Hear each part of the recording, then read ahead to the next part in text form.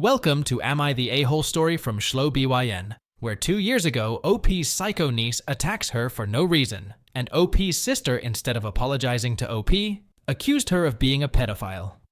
Now, Opie's family wants her to forget what happened and move on. AITA foregoing no contact with my sister and her family over her, implying that I'm a pedophile to the rest of our family? So I want to make this story quick, but there's a lot of small details that matter. Close to 2 years ago, I went to my sister's home for a birthday party for one of her children. She has like 6 or 7, who knows at this point. Anyway, while at this party, I am sitting with my then boyfriend. He's my fiancé now. And one of my sister's spawn decided to start messing with me. We'll call her Savannah, maybe 10 or 11. I really don't mind because I grew up with 5 siblings and a whole bunch of cousins, so rough play and messing around is totally normal in our family. Or at least it was while I was growing up. So Savannah is slowly getting more and more rough with me, and I'm trying to keep my cool because this was the first time I had ever introduced my fiancé to my family. So after numerous smacks to the back of the head and random kicking, I tell Savannah that if she keeps it up, I'm going to get her back and tickle the crap out of her. I think she sees this as some sort of challenge, so a few minutes go by, and she comes back and hits me in the back of the head with a broomstick. Yes, a broomstick. So I get up, and she runs, and I chase her to her room, and I make good on my threat, and I tickle her in her ribcage and armpits. Now Savannah is not used to anyone stepping up to her. I have 14 nieces and nephews, and Savannah is the known bully. After I get done tickling her, we get up and go back to the party, and I go to the kitchen. Now I mentioned that Savannah is a known bully among the kids, because she's bigger and meaner, and nobody ever steps up to her. So when I did, and won, I think she took it extremely personally. So now I'm in the kitchen with my sister, her mom, and some other family, and we're just chatting. Out of the corner of my eye, I see Savannah grab a massive kitchen knife out of the drawer, and to be honest, this kid kinda scares me. So Elle immediately said, "Hey, Savannah mom, Savannah has a knife." My sister turns and sees Savannah with this devilish grin, holding a knife like she's about to stab someone. Me. Everyone goes dead silent because they all see that Savannah was going my way with that knife. Savannah's mom takes the knife and they go off to another room so she can talk to Savannah because what the f.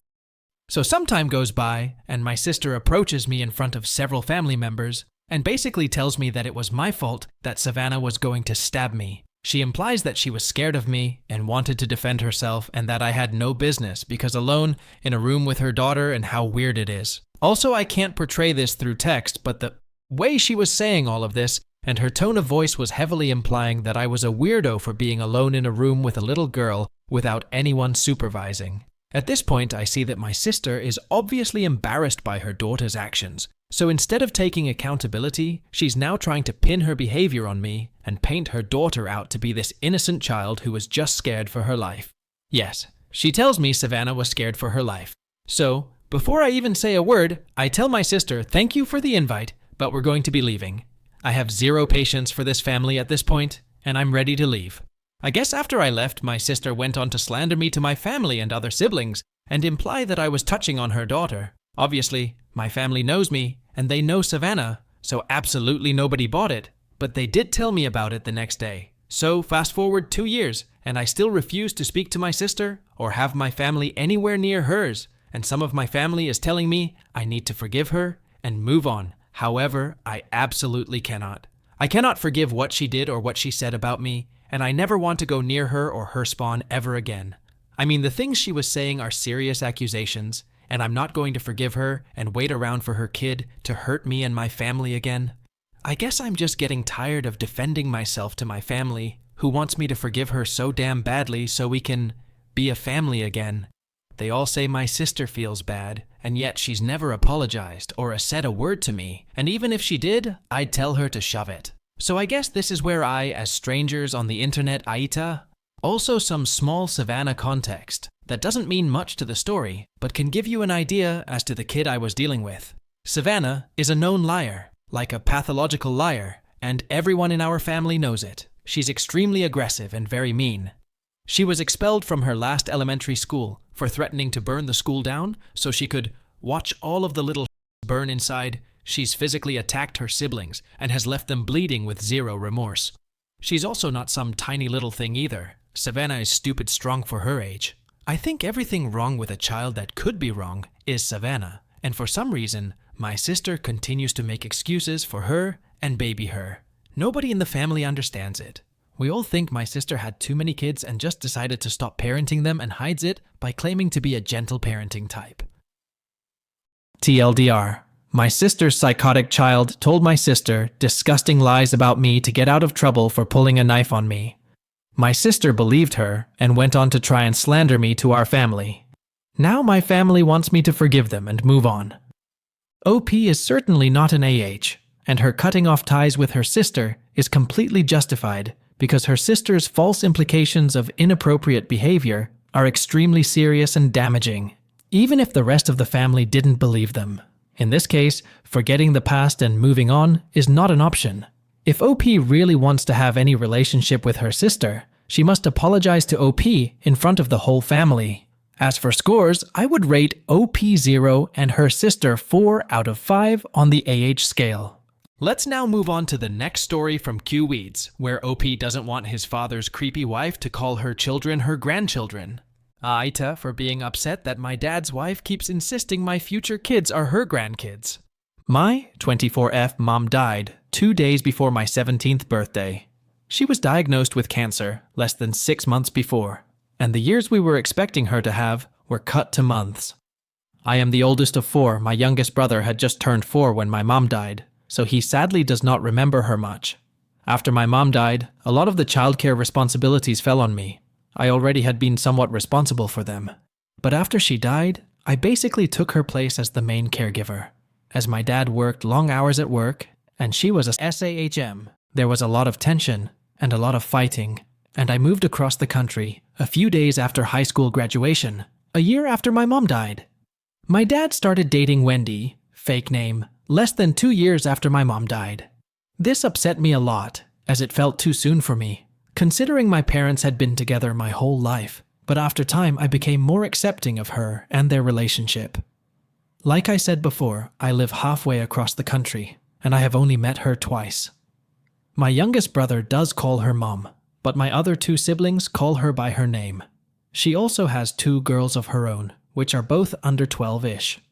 Anyway, onto what my actual post is about. Recently, within the past year or so, she has been continuously bringing up the idea of grandkids. She has said on numerous occasions that if me and my boyfriend had a kid right now, she'd be a grandma under 40.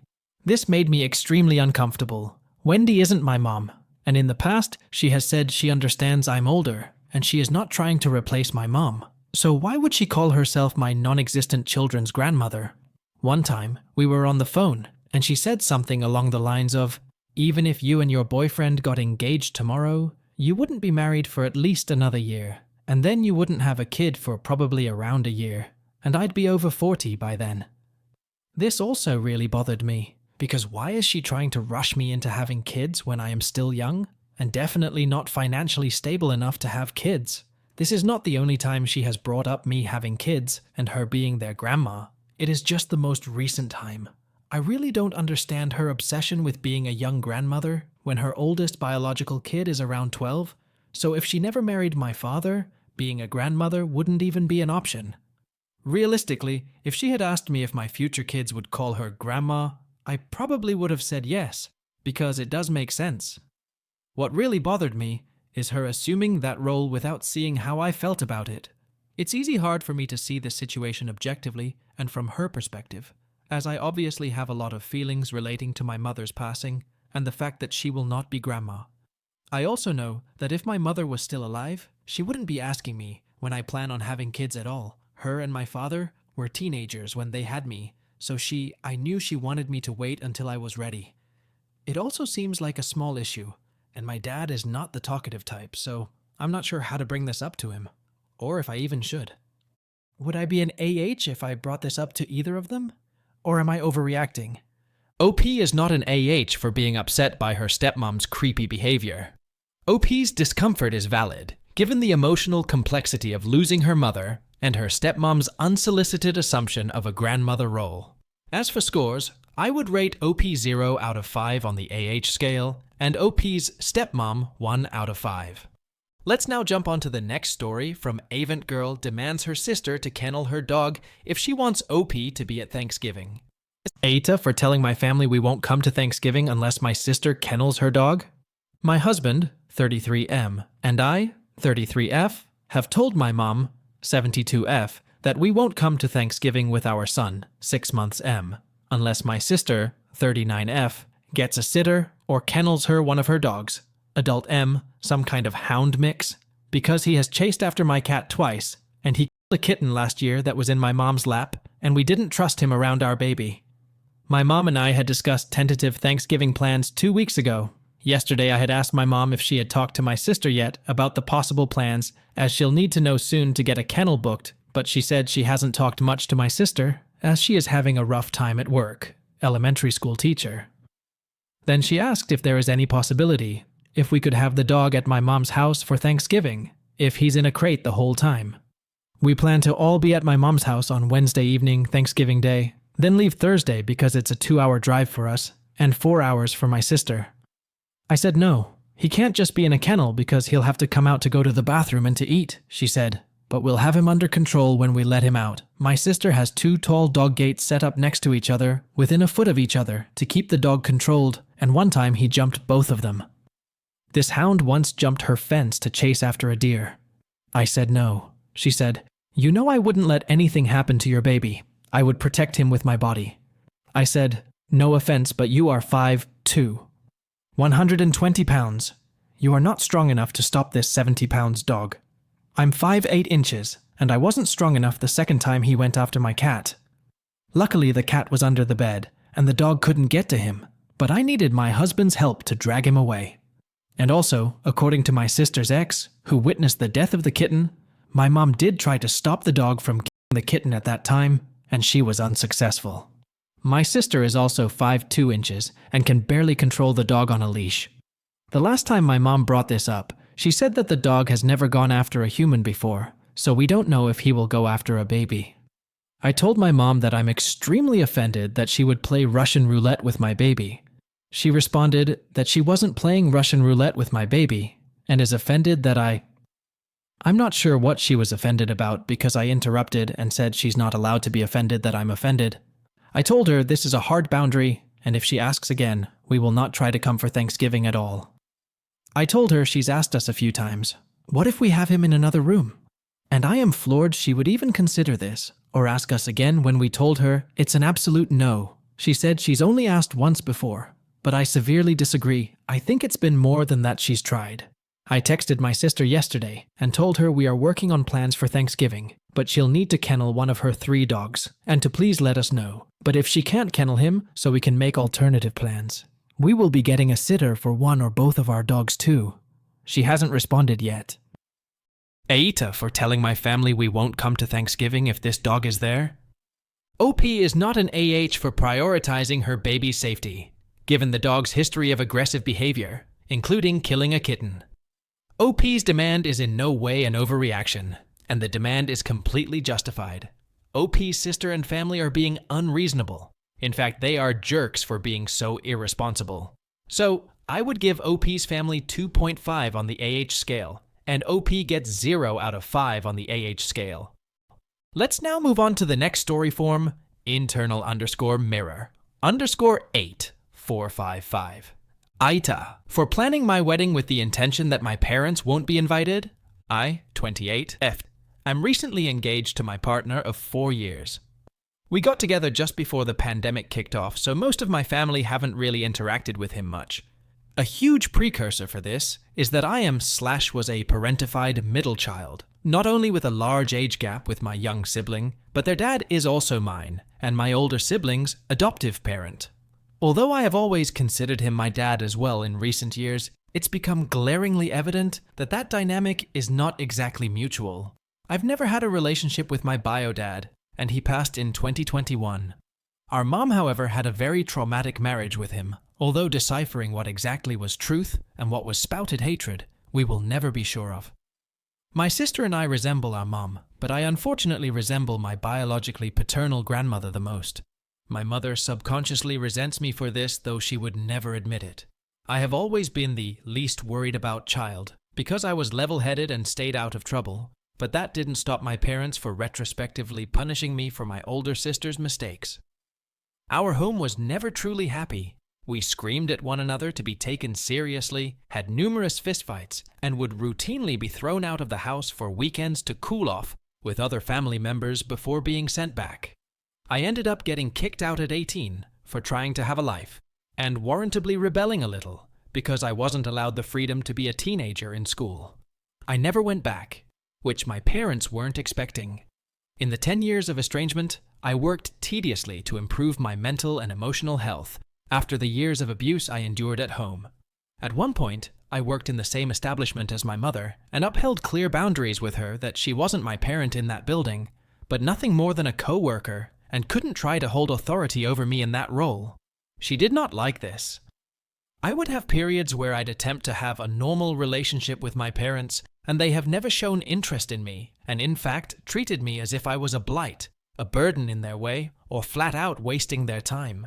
In the last 2 years, I felt that I had actually gotten to a good place with them, in that my younger sibling was a teenager now, and I was still his confidant, and thought, okay, they finally see me as an adult. I even felt comfortable spending the night in their home again after years of not being there for more than 30 minutes at a time. A few months before I got engaged, I had inklings that it was coming and presumptively asked both parents for realistic expectations on their ability to help out if asked with a wedding. Both individually said yes, and I assured them I wouldn't wanted anything extreme. We fully intended to foot the bill for whatever they couldn't, because for once, something was absolutely going to be about me. And my partner, of course. But when we got engaged, and I sent my mother photos of my ring, the first thing she did was correct me for having it on the wrong hand, and then a half. Congrats, my dad's wasn't much better in that. He said a flat congratulations text. In comparison, I was on the phone crying with my mother-in-law for a solid hour and a half afterwards, and spent 45 minutes each on the phone with 2 of my grandfathers. This of course stung, but wasn't anything out of the ordinary from how they acted towards me. In the following months, I had asked for the 4 of us to sit down and lay out a clear budget so that I could be realistic with my planning, and we could know how much we need to save up to put towards the wedding ourselves. Somehow all my mother heard was pay for everything every time I asked this. If I sent her something as a suggestion or an idea, I'd get a, "This is too expensive. You're expecting too much," and the worst one, "We aren't the Rockefellers, all BC. My partner and I didn't want to get married in a barn or someone's backyard or elope." It got to a point where every interaction or attempt at one with her left me in tears, and my fiancé drew a line and said I had to cut them out, BC. They just weren't being nice to me, and it was destroying my mental health all over again. It's been 4 months since I drew that boundary with them, and neither one has reached out or attempted to make amends or even inquire about me in general. I had a major surgery and was on medical leave recovering. I still maintain relationships with my siblings, though my younger brother can't understand the strain my older sister and I have with our parents BC. He's the golden child and the baby. My older sister, though maintaining a relationship with our parents, it is still tumultuous and primarily surrounding her children. My brother and I were talking today, and it was brought up that they likely aren't going to be invited to my wedding BC of their lack of communication and interest. They fully expect me fold on this decision, and I need to know if I would be the asshole if I don't. I want nothing more than to experience the love I feel for my parents, but I understand I can't expect me from others. It is just excruciating feeling disregarded as unimportant time and time again. BC, I made myself into the easy kid for them so that they could prioritize my brother's health and sister's behavior issues. I have dreamed of my wedding for as long as I can remember, like most little girls do, but I can't confidently say I'd have a good experience if I allowed them to be involved in any manner. And I know that once my extended family hears of their exclusion, I will receive a lot of questions and pushback. But both of my grandparents, though sad, support me in doing what's best for me, so I know if I do hold firm on this boundary, I won't be alone. I am also most likely their only child to get married as well. It just doesn't seem to be in the cards for my sister anytime soon, and my brother is set to join the military, so he also has low intentions of doing so in the future. So random internet strangers, am I the asshole for fully intending not to invite my parents to my wedding? Sorry for rambling, Def got emotional typing this out. Opie is certainly not an a-hole for wanting to have peace of mind by not inviting her parents to her wedding. Her parents are really jerks for always showing dismissive behavior towards her, despite her attempts to have a positive relationship with them.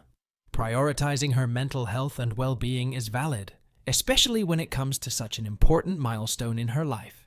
As for scores, I would rate OP 0, and OP's parents 2.5 out of 5 on the AH scale. Let's now jump on to the next story from Memphis Bali, who was accused of stealing headphones at Walmart. AITA for how I reacted when accused of stealing headphones at Walmart. I was at a Walmart self-checkout with about 12 items, including a pair of headphones. I scanned everything, including the headphones, but chose to skip bagging them, which is an option at self-checkout. As I was leaving the self-checkout, I nodded to a woman named Deborah, told her, "Have a nice day," and turned to check my cart out of habit, just to make sure everything was there. That's when her eyes lit up, and she ran up to me and stopped me specifically as I was approaching the exit. She asked to see my receipt, and when I asked why, she said it was to make sure I scanned the headphones since they weren't bagged. I skip bagging all the time, and this has never happened before. She claimed it was policy to check unbagged items, but I know that's not true because the self-checkout gives you the option to skip bagging. I calmly pointed this out, but she yelled, "I need a manager," with a big smile on her face, almost like she was trying to antagonize me. At that point, I raised my receipt to show her the headphones were scanned, but she tried to snatch it from me before I could even show her. I managed to hold onto it, and in an unfortunately rude tone, I said, "See? Headphones," pointing to the line on the receipt, and she was speechless. Then an elderly employee nearby started yelling at me, calling me an asshole and saying, "She's just doing her job. You're an asshole, dude. She's just doing her job." Which sucked, but he didn't know what happened before, and ultimately, her change in facial expression told me she felt kinda dumb for accusing me, which I kinda felt bad about. But wrong is wrong. Frustrated and reacting the way I did? Or was I over the line? I'm sure I could have avoided being rude by keeping my composure, and let her know what she doing has led to lawsuits, and was a first for me, and that I'd advise a manager of this and that she needs more training, or just shown her the receipt in the beginning, without handing it over and cut the nonsense short. But instead I said, "See? Headphones," with a disgusted look on my face. Anyways, you all be the judge. This happened in 2017, I believe. It was the first, but not the last time, being accused by a fellow minority. Sometimes darker complexions than me, but still prejudice. I don't know if it's the way I walked or dressed at the time, or social anxiety, making me look like a criminal to some. OP is not an AH, and her frustration is 100% justified. I cannot believe how rude and antagonistic Walmart staff are. It is really insulting to be accused of stealing something like headphones. The staff lady and old uncle are true jerks, and I would give them 3 out of 5 scores on the AH scale, and OP deserves none. Let's now move on to the next story from Gunsling 3 RZ. AITA for telling my mill that she shouldn't walk into my house at 1 a.m. to poop in the guest bathroom? The TLDR with us is that she's just an entitled, narcissistic asshole that has just never treated me as a human. She's called me a CU next Tuesday in front of a group of our closest friends and neighbors 4 to 5 times, twice on Mother's Day, because she didn't get her way.